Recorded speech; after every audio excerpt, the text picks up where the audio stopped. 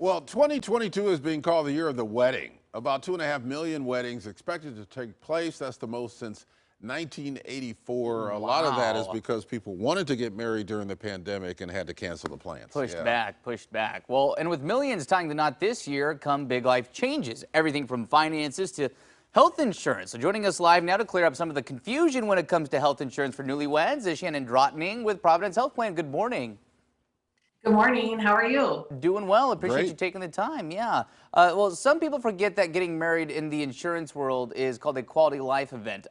Describe what that is and why it's important. Yeah, absolutely. Yeah, just as you said, so many people are getting married now.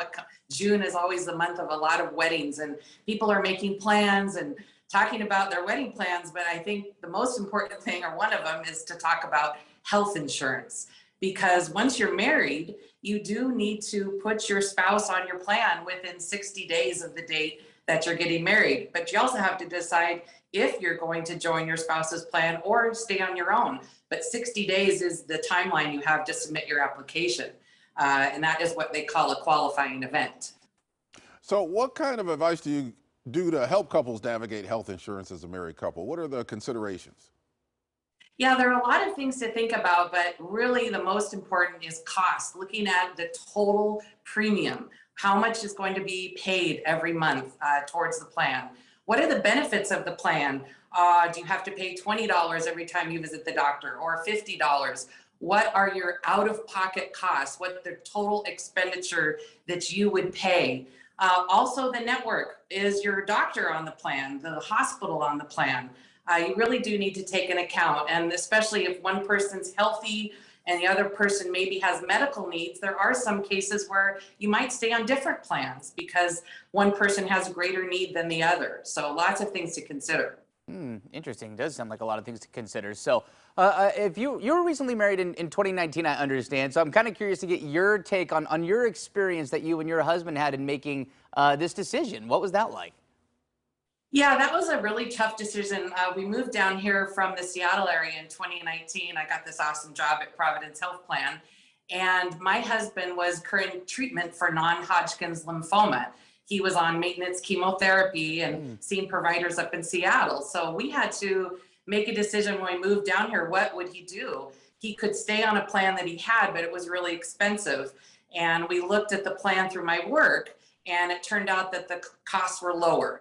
And it was also hard because he had to switch a lot of doctors and the hospital that he saw up in Seattle down here. We were lucky enough to join the Providence plan here at work, see great doctors and hospitals, and he's doing wonderful. He is through maintenance chemo, he's in remission, but it was a very stressful time. And a tip that I also have in those times when you're trying to decide is to have a trusted advisor, seek out a local insurance agent. There's so many local agents in the area that can help people navigate because the issues are complicated. Yeah, well, no doubt congrats on about your it. husband's health Yeah, there. That's definitely great so. news. Now, what if people want to start a family immediately? What should you do in that case, and what should you take into consideration? Yeah, that's a great question.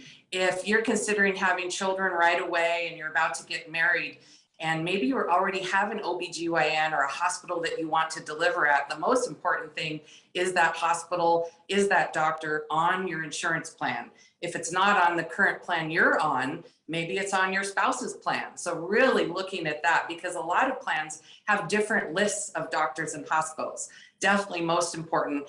Secondly, look at the coverage. What are the maternity benefits? How much would you actually have to pay when you went to the hospital, when you go see your doctor, compared to your spouse's plan? And weigh those costs, see what is most cost effective, and see what doctors are on, and then make that decision. It's great advice. Great advice. Shannon Drotning with the Providence Health Plan. Thank you so much for the tips this morning, and appreciate your time.